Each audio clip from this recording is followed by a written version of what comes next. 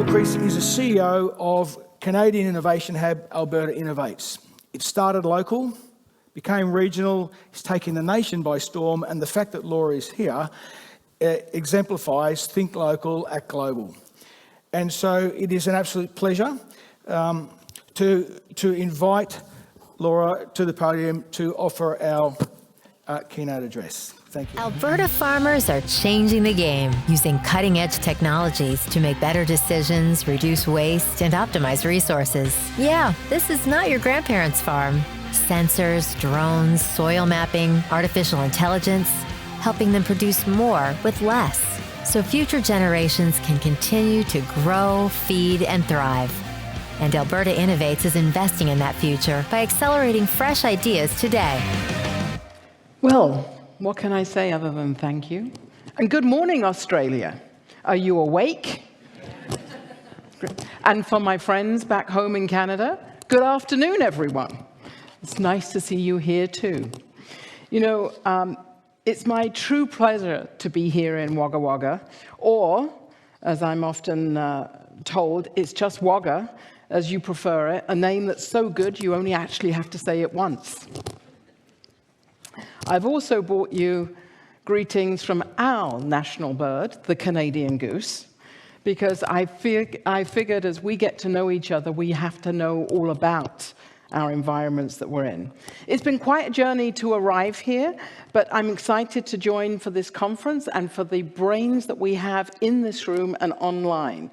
I particularly want to thank the folks who first, as Dave mentioned, invited me here, Michelle Allen and Anne Austin, who I was privileged to share time with on a similar trip to Canada earlier this year. But in addition to that, I'd also like to recognize Warren Parker, who's come over, who was on that similar trip from New Zealand. Warren, thank you for being here today.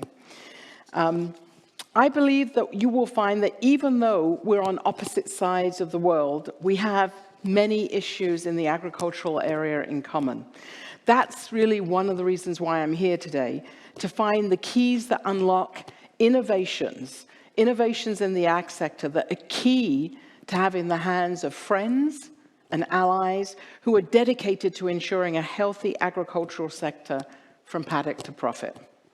You know, let me give you a little bit of information about Alberta Innovates, just so you know the perspective from which I come. As CEO of Alberta Innovates, I not only am in charge of that company, I also chair something called CAIN, the Canadian Agrifood Automation and Intelligence Network. And I'll talk about that a little bit later and bring this up. So it's not just one particular ag sector or organization, it's actually several I'll discuss. But let's tell you a little bit about Alberta. As you can see, we're to the western side of Canada. We're in what we call the Prairies region.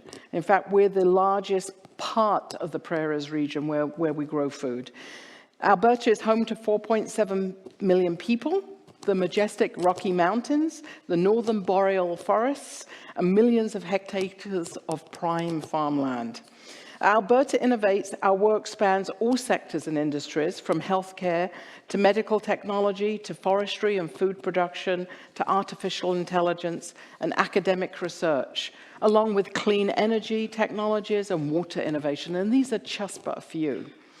You know, at Alberta Innovates, we like to think of ourselves as the engine of driving innovation. And we are actually sector agnostic. For some, we're supporting them getting their ideas off the ground. For others, we're supporting the research to actually create those ideas. For others still, we're looking at scaling up and making new companies that really get to $100 million or more in sales faster. And for large industry, we actually look at solving their real-life problems today. In other words, we want to get to what we call net new unicorns and keep our large companies strong. Our broad span gives us a unique view of how to solve some of industry's biggest challenges while pushing startups to create new technologies, drive new ideas, and grow their ventures successfully. We're focused in 5 areas, but only one area I'm going to talk about today is in the smart ag. And to give you an idea, we have just under 600 people at Alberta Innovates driving that innovation, and we run a portfolio of $5 billion across the span of those industries. So why smart ag? Smart ag is one of Alberta's historic strengths. Why? It's the second largest exporter for us. It underpins, innovation in this sector underpins farming, that it needs to be well rooted to keep Alberta's agriculture strong. In 2020, farms in Alberta reported $22.2 billion in operating revenues. This was more than any other province in Canada and accounted for a quarter of the Canadian production of $87 billion in total farm revenues. And we think, as you do, that $100 billion is not that far away. And we need to be there with our partners in achieving that. Alberta has 21 million hectares of farmland. And in fact, in the city where I'm actually based, which is Edmonton, the capital, just in that region alone, there's over 971,000 hectares around the city. And that's just in our capital region. But as you saw from the map, it's a landlocked province, so we do not have access to the beautiful coastline like you do here in New South Wales, but there's an extensive supply chain connecting us to our ports and across the country. There are rail connections to the Pacific coast, including the port of Prince Rupert, and there's the closest port in North America to numerous Asian countries. The Edmonton International Airport is actually one of the largest airports in the world, and actually has one of the shortest points into Asia thanks to our circumpolar air routes, closer than, believe it or not, Vancouver or other cities that you may be aware of. So I think I've given reason. In Canada as a whole, we are the 5th largest producer of food in the world, the 8th largest exporter, and of that, Alberta is over 25% of what happens. So you might say to me, why smart ag? And I think I'm being almost facetious when I talk to you in this room and online today, because we all know the global population forecast is going to reach 9 billion people by 2050. 9 billion. And even today, we have 1 billion of those people that are undernourished, underfed, or have inadequate supply of food. Canada has 14 trade agreements with 53 countries related to agriculture, giving us a market access to more than 1.5 billion people. So for us, a focus on smart ag and finding ways to help our farms and value-added industries succeed is very much about economic prosperity for all. You know, as we think about Alberta and Australia, and you think of us being so far away, we're really not that far away when it comes to our trade agreements.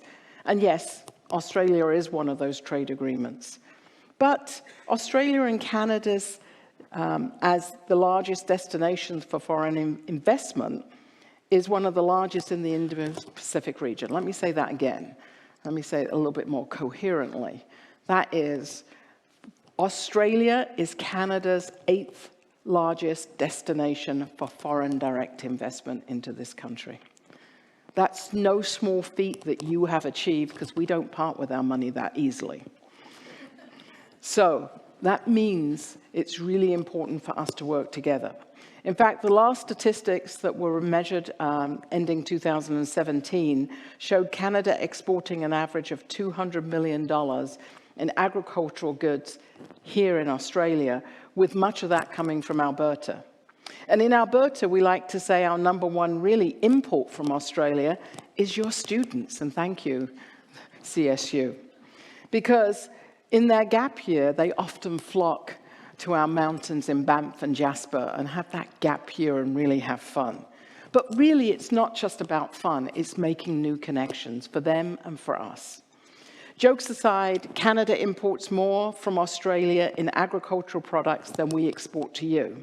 In fact, the last recorded import amount from Australia was $600 million. More of that, of course, was wine imports. We're rather partial to your wine. But it's really, when you look as a whole, that's not insignificant.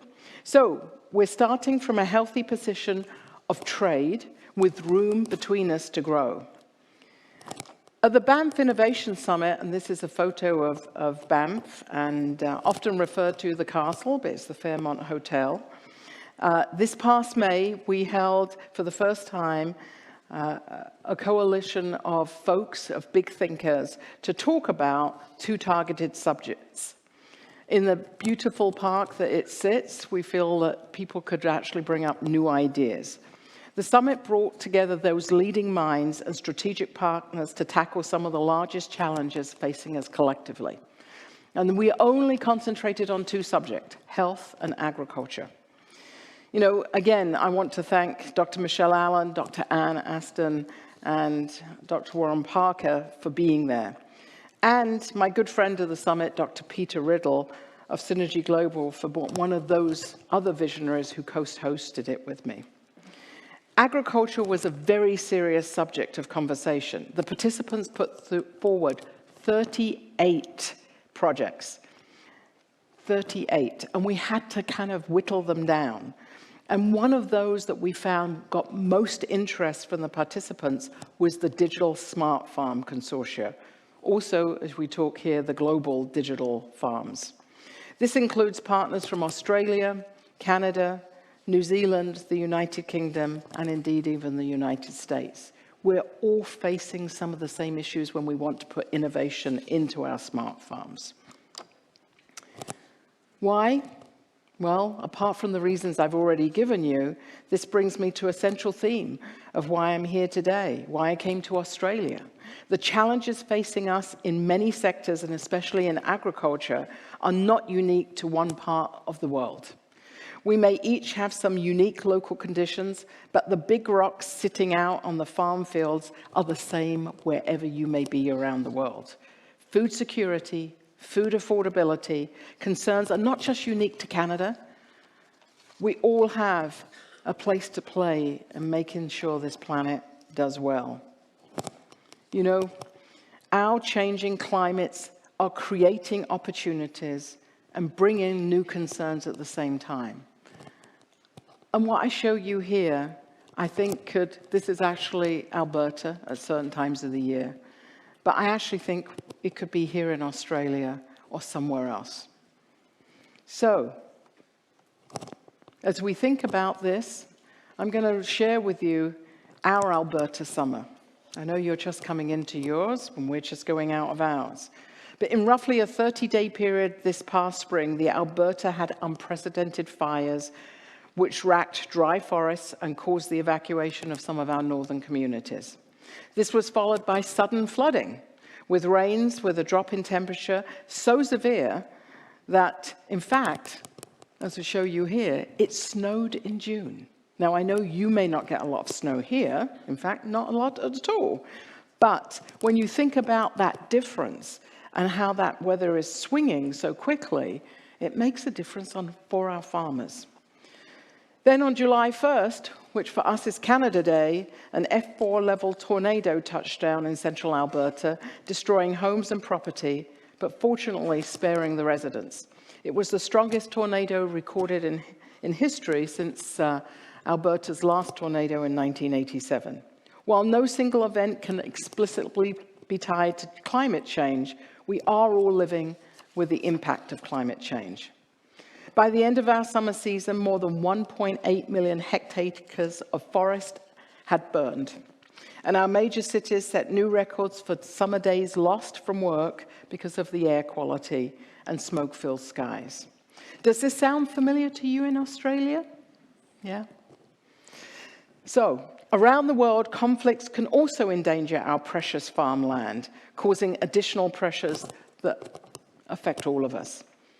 And not least of which is our aging workforce, our water scarcity, our rising input costs. These are just global issues calling for solutions that I firmly believe we can rise to the challenge on by working together.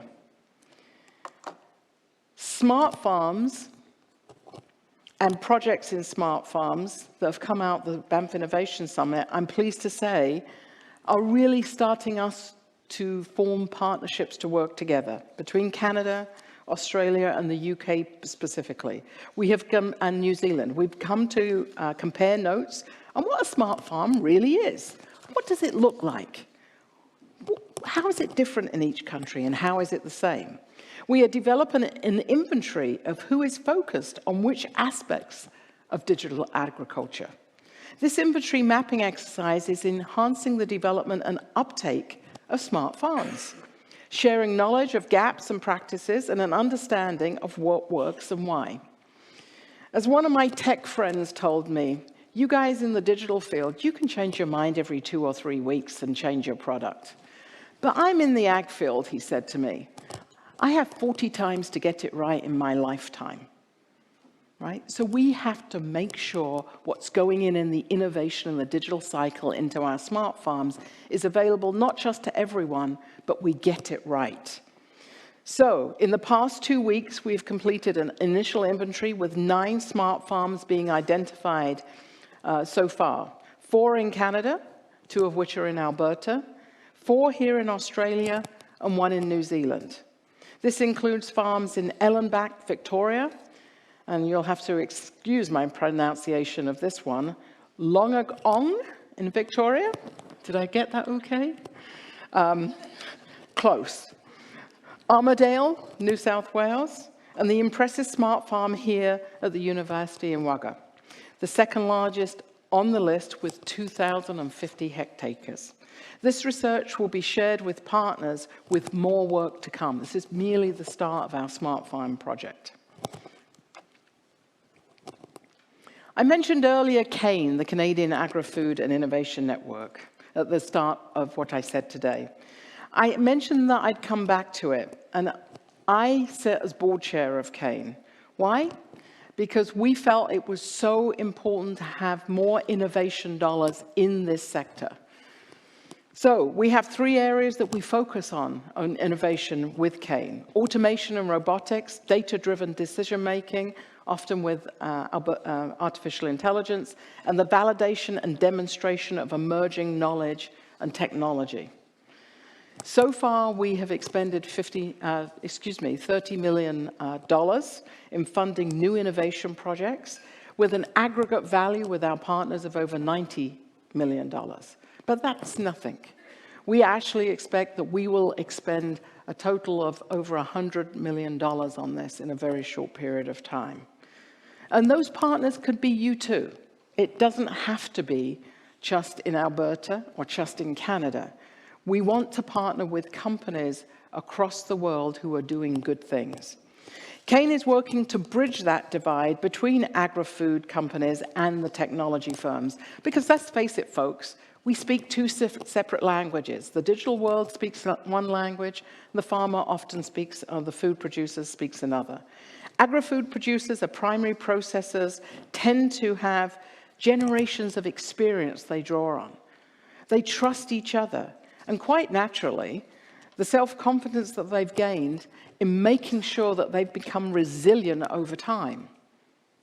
Innovators, too, want to be resilient. But they learn at a different way and at a different pace. They know better as to when to invest in hard-working, hard-earned money in technologies that need to be proven, right? Not just what someone's bringing you as a new gadget. And this is where smart farms come to play. Many agricultural players do want to modernize, but they can only do so when they have facts and data that justifies them doing so.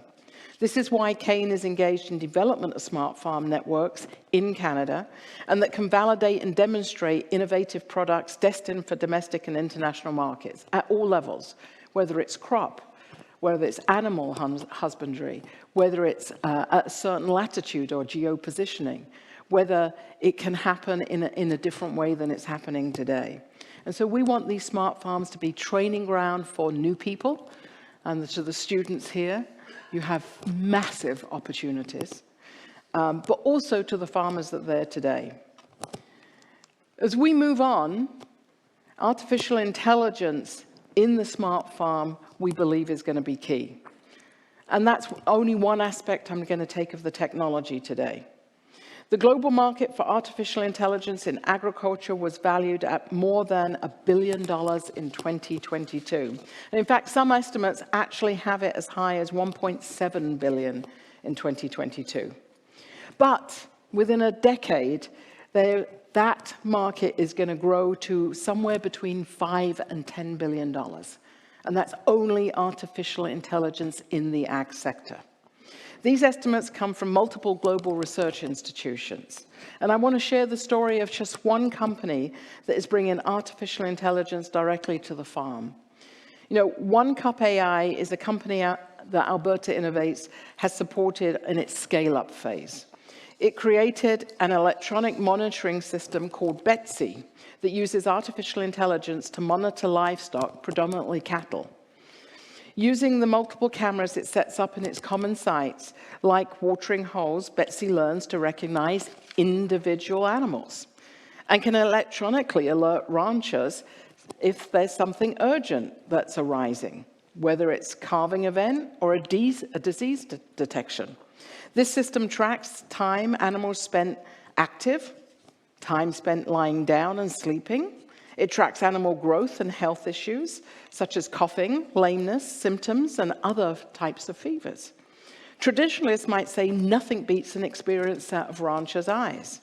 But the reality is there are fewer ranchers with that experience today than there ever has been before. In fact, why? Because we all have a help wanted ad. We have, sadly, an aging labor force in the agricultural sector. In 1931, 1 in 3 Canadians was a member of the farm population. By 2021, 1 in 61 people in Canada were in the farm population. According to Stats Canada, the average age of a Canadian farmer is 56, and the median age is 58. Sadly, more than 40% of those operators plan to retire over the next decade, with only 12% of them having a succession plan, according to the surveys that have been taken. Can you imagine the enormous industry that we have with only about 12% in this succession plan? So imagine the numbers if they were similar here in Australia. This is profound. So helping farmers embrace technology, such as Betsy, can save labor costs and time, can help novices get into the industry, appeals to the younger farmers, and helps longtime farmers to be in as many places as they can be at once. But that's only one part of bridging the gap. One Cup AI is just a single example that we've helped to develop and grow. I'm sure you have similar examples here. In fact, I know. I met someone last night, and I'm looking forward to a conversation about his technology today. But how do we scale ag tech from small regional solutions to national and even global solutions? One path we've taken is to create the Alberta Scale Up and Growth Accelerator Program. The program has 2 pillars. Pillar 1 is leveraging global technology in accelerators that can be brought to Alberta, or Alberta's technology that can go somewhere else. Pillar 2 is a fellowship program that continues to support companies. So whether it's an Australian company that wants to come test their technology in Alberta, or whether it's vice versa, wants to come and work with you guys, it's irrelevant which direction. It's the fact that we work together. One of these global accelerators that we brought in is SVG Thrive, a leading agri-food venture with access to over 9,000 ag companies worldwide. They're headquartered in Silicon Valley, but I'm glad to say that they're not just from the headquarters in Silicon Valley, opened in Canada, headquarters in Calgary, but they also have recently created the Pioneer Fund. Because all the things I talk about is not just about technology. Once you have your product, you still have to sell it, and you need investments to do so. So they have similar operations here in the APAC region, and specifically we have a couple of folks here, Hugo and Michael from SVG Thrive, as they start to try and build traction with you all here in Australia and, in fact, New Zealand and the South Pacific. It's an end-to-end commercialization process. So when I talk about innovation and digital farm, I don't talk just about the technology. I don't talk just about the product. I talk about the commercialization and the realization of real market value. You know, since our scale-up program started a year and 9 months ago, I have to say we've put a number of companies through this program, and to date, those companies independently, although with some help, I will say, have not only produced some of their product, they've raised over $200 million in venture capital and investment capital to go further. And I think it could be no different here in Australia. They're tremendous results, and I won't tell you more about it, but I'll take questions as we go along after this session. So I have to say, we call it the Alberta Advantage. Here at Charles Sturt University, I also want to emphasize the importance of partnering with universities and colleges to bridge the gap.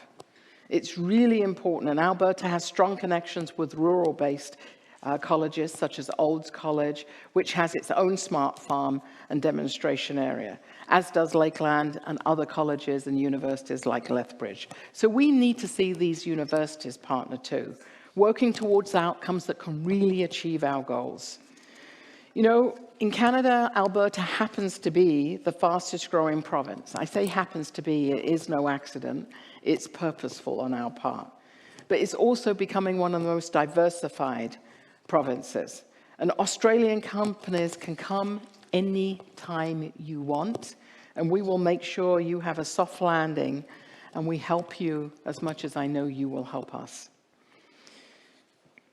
As we go forward, I also want to invite you to InVentures, our innovation, ventures and capital conference that will be the last week of May next year.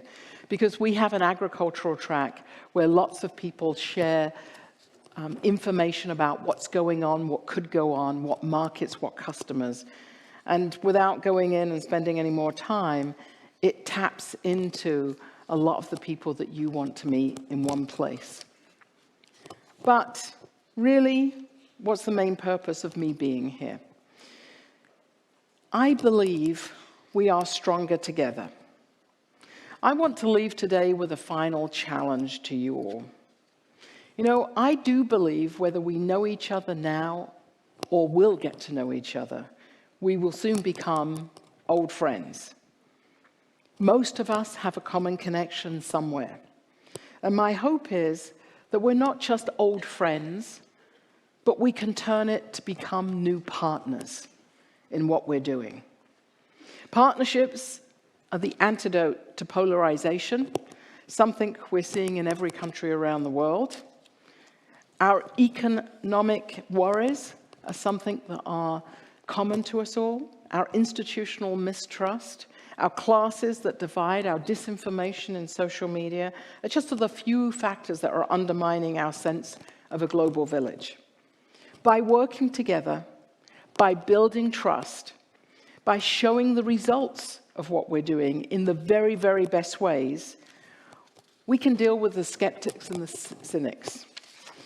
I have no doubt that everyone who's physically in this room and every one of you online are here to make life better, not just for your communities, your country, but indeed your families and their next 2 generations. And we can actually do that.